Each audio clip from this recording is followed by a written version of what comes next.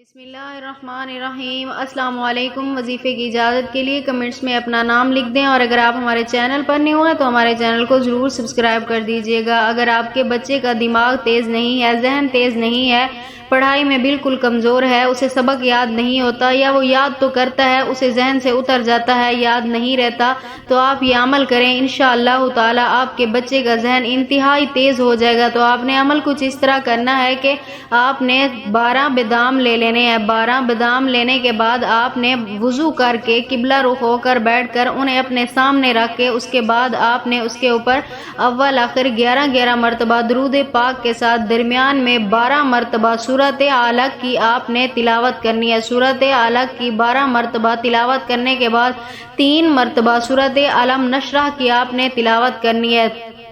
اس کی تلاوت کرنے کے بعد آپ نے ان باداموں کے اوپر پھونک مار دینا ہے۔